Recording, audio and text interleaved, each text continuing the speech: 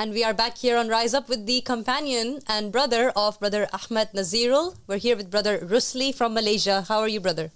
Baik, Alhamdulillah. Alhamdulillah. Yeah. Now, Brother Rusli, you're going to have Brother Kashfullah as a translator. Yeah. So let's get into it. He was one of the cyclists. You were actually cycling with Ahmad Nazirul across the border. Tell us about your religious background and your journey into the dawah. Okey, anda salah satu seorang yang bersama dengan Ahmad Nazirul merentasi sepadan dan berbasikal. Ya. Cuba terangkan you punya latar belakang agama. Saya dari latar belakang agama yang keluarga yang yang tidak sangat tahu tentang agama. So he's from a not so religious family. You know, he's from his family background. His family is not that religious. Okay. Yeah. Saya sangat mencintai Nabi Muhammad SAW. But he loved Prophet Muhammad so much. Sallallahu alaihi wasallam. Dalam hati saya soal agama saya memang tak ada sangat faham kan. He does not really understand Islam at the time so much about Islam. Macam ibadat apa semua saya memang jahil lah. Yeah, in terms of rituals, he's not very knowledgeable about rituals. Tapi apa yang saya buat hanya ingat dan selawat selalu dengan Nabi Muhammad SAW. So what he did is he just basically keep himself in remembering God, remembering and recite the salawat. Like a spiritual kind of path. Okay. Dalam hati memang selalu ingat Nabi Muhammad. In his heart is always remember Muhammad SAW.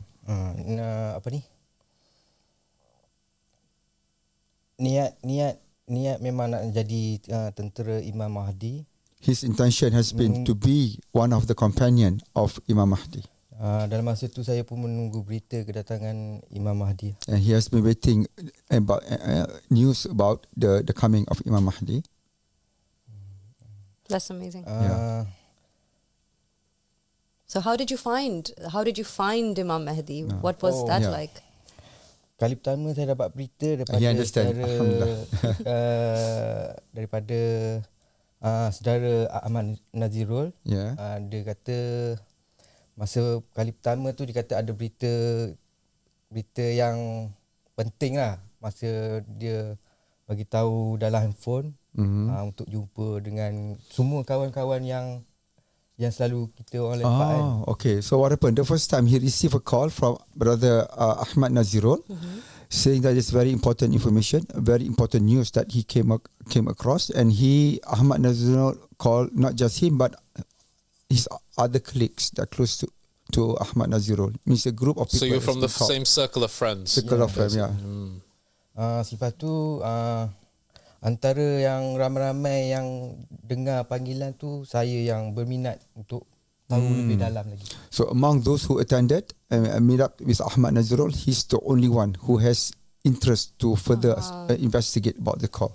Kali pertama yang dia cakap pasal hadis tentang Raja Hijaz.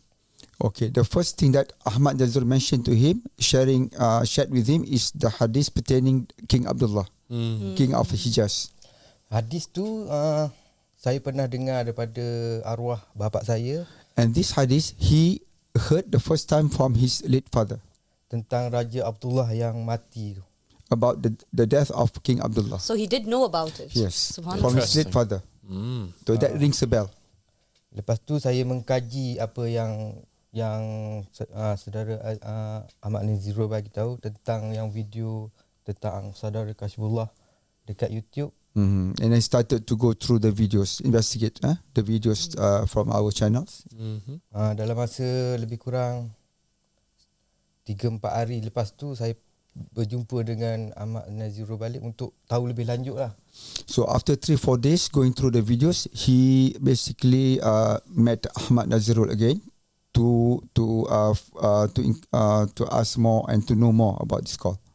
Dan saya buat keputusan untuk terus bai'ah. And dan then- terus mengkaji. And then from there, he decided to make the pledge and to continue investigate and to continue gaining knowledge about this call. Dan lepas tu saya dapati apa yang disampaikan, saya tak boleh tolak. And he noticed that and realized that whatever been mentioned is called, he's unable to refute and deny. Dan selepas tu saya cuba untuk sampaikan risalah ni pada isteri saya. Yeah. Dan And he's tried to basically spread the call, explain about this call to his wife. dalam masa 3-4 bulan saya beritahu kalau dia tak boleh terima risalah ni, saya akan keluar rumah untuk masa tu untuk dah buka untuk hijrah kan.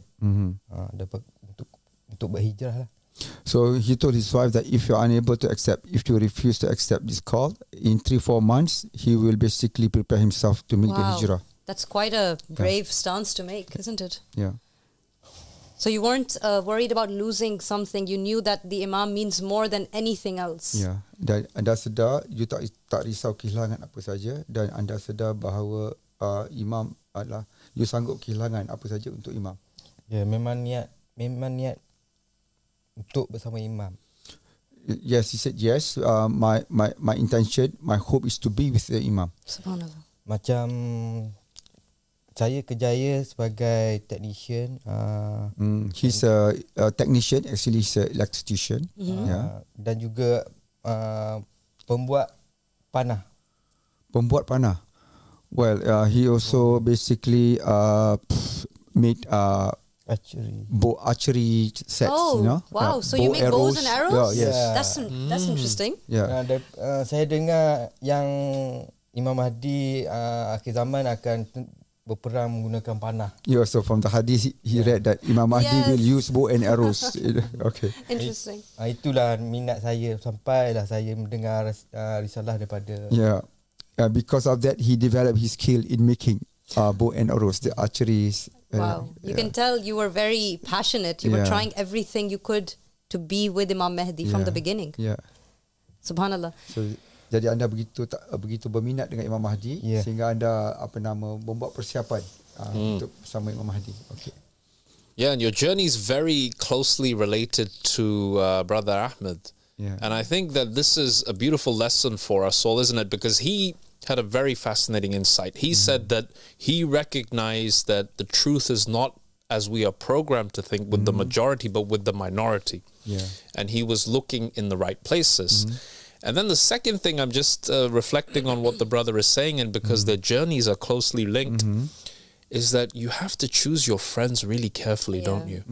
Because your friends can be they can actually bring you to the imam, or they can take you into the dunya and get lost forever. So tell me about your friendship with Brother Ahmed. How long have you known each other, and how did because the journeys are so closely tied, aren't they?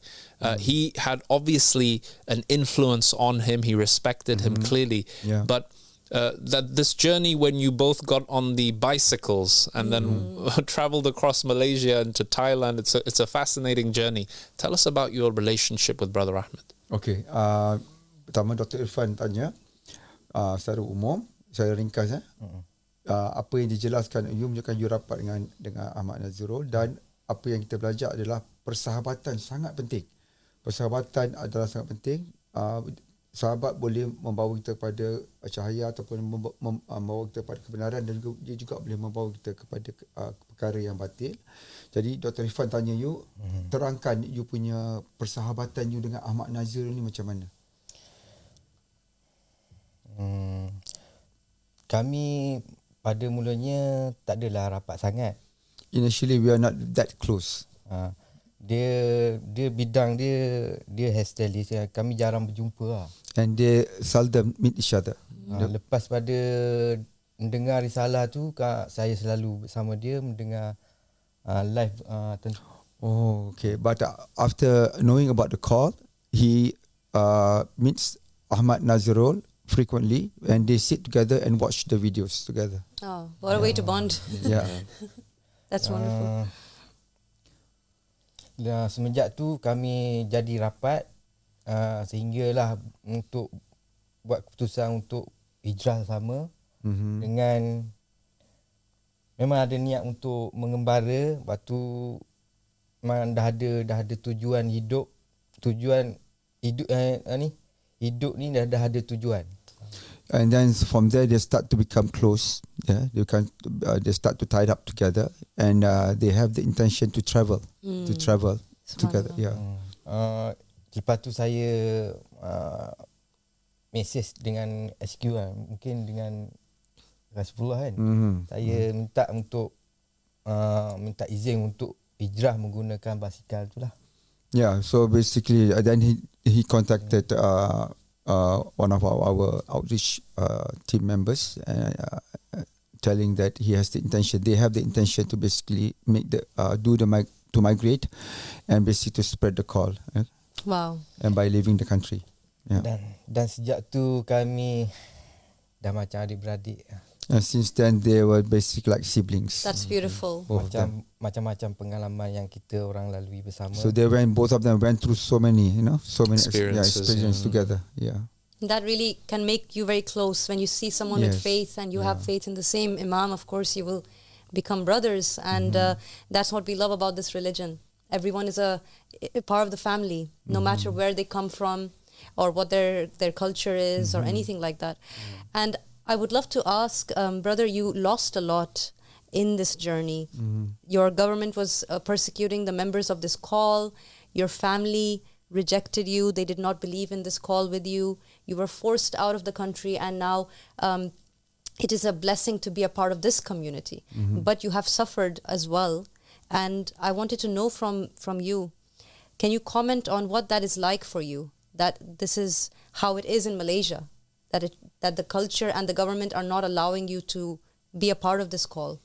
Okay, soalan dia begini, dia terangkan bahawa anda telah melalui banyak kehilangan, kerajaan tindas you, keluarga you tak terima you. Jadi apa pandangan you tentang polisi dan keadaan Malaysia yang menentang dakwah ni, menentang agama ni?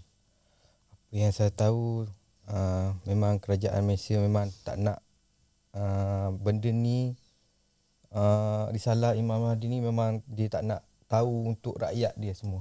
Okay, you said that the Malaysian government try to basically prevent the Malaysian to know about this call.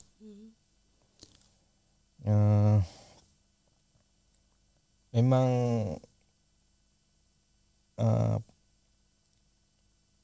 macam ni juga.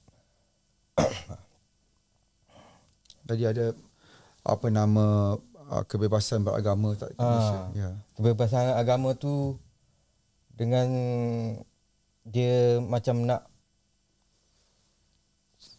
ni double standard macam ni. Oh, there's a double standard practiced by the Malaysian government in terms of freedom of religion, freedom of practicing your belief. There's a double standard, meaning it's very obvious right now. Malaysia claiming to be a very open in terms of religious practicing in Malaysia, but in actual they are actually preventing the Muslim to decide what kind of even the sect in Islam. They basically disallow the Muslim to basically choose another sect within Islam. Yeah, they are Muslim, but they are not allowed to choose other sects. They are only programmed to be a Sunni Muslim by Malaysian government definition. That's all. So this is a clear evidence that Malaysian is actually not practicing the freedom of religion. Yeah, and still, Brother Rusli, you actually decided to publicly give dawah and go on social media, and that must have taken courage. You know, it must have. You had to be very brave to do this and risk everything. Yeah, dan walaupun begitu anda mengambil risiko dan berani untuk menyebarkan dakwah ni di Malaysia. Jadi apa komen anda? Saya begitu nekat. Saya menyebarkan dengan saudara mara, dengan kawan-kawan. Selepas mendengar berita tentang penangkapan yang dekat Negeri Sembilan tu. Okay. So he's committed. He's firm that he made himself firm that he want to spread the call among his family members and friends until one of the brothers in Malaysia were arrested. Saya pernah Was arrested, sorry. Yeah. saya pernah diugut daripada rakan-rakan. And he received threats from his friends. Bukan takut, tapi niat saya nak menyebarkan tu kalau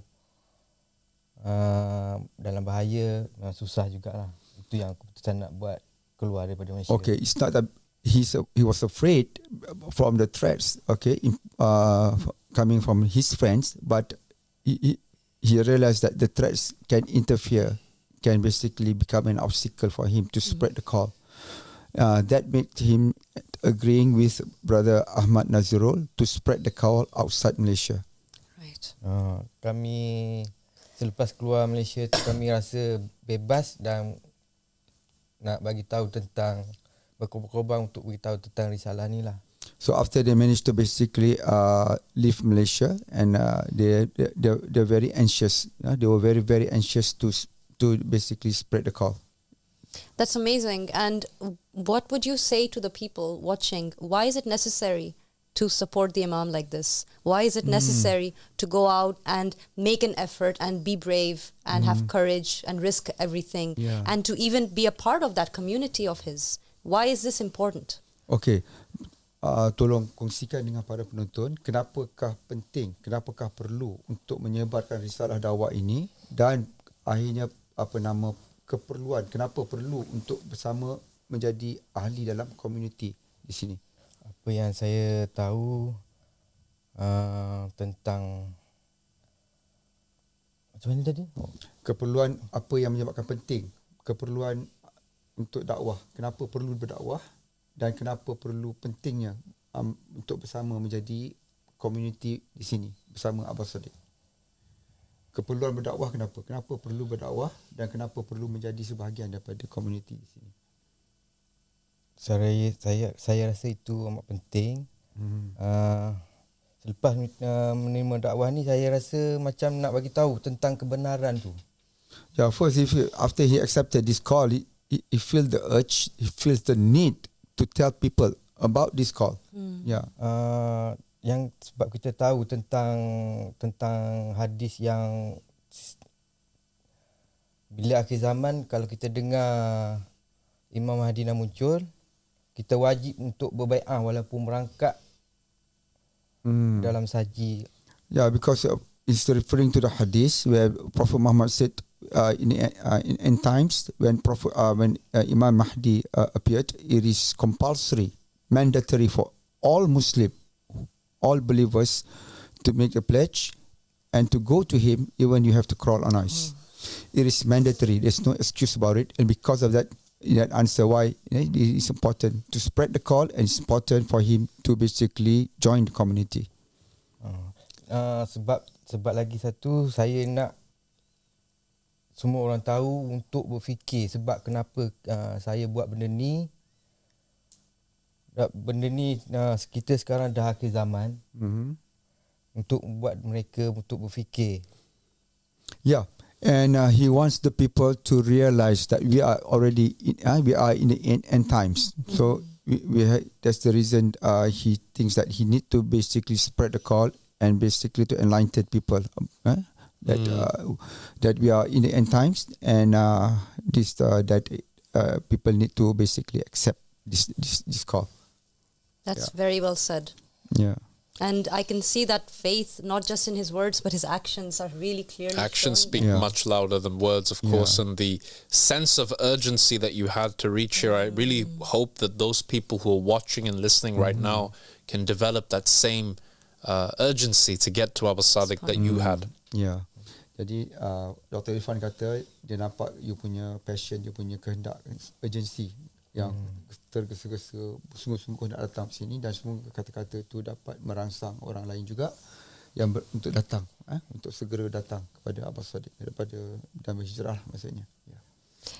God bless you, brother. Thank you so much for sharing this with us. We're going to wrap up with one last question. Yeah. Let's actually put on the screen. I really love this image of Brother Rusli in the police station with that look of calmness on his face. It looks like he's on a vacation or he's somewhere. It's the other one, I think, where he's... that's the one. Look at that faith. You can see faith and you can see hope in him. You know, nothing is shaking him. Many people in his position at that point would have been probably very anxious. Yeah. Yes. Brother Rosli is just enjoying the views. He knows there's an amazing meal waiting for him in Thailand on the other side of the border. And he's just happy with life. This is the way he is. That's how it should be. And that's the sign of a true believer. Brother Rusli, God bless you. You have lost a lot, but you have gained a whole family of believers. You have gained your father, Abu Sadiq. Please tell us how you feel about that as we wrap up this interview. Ya, anda telah hilang banyak perkara, tapi anda juga telah mendapat lebih banyak lagi. Ya, dan lebih banyak lagi anda dapat daripada kehilangan yang berlaku ke atas anda. Jadi apa perasaan anda sekarang? Saya rasa begitu gembira, macam hidup mati hidup kembali. Dan macam tak percaya. Yeah, first he feels so happy, so happy, and he feels like he's waking up from the dead. You know, he's like dying and waking up and being alive again. Saya tak pernah rasa perasaan macam ni. And he never felt this feeling. Perasaan dapat macam family community ni macam satu family yang besar. He feels that he's being with a community, a very large family right now. Yeah. You are with a very large family, and we are so happy that you're part of this family now, brother. God bless you. Thank you so much. Yeah.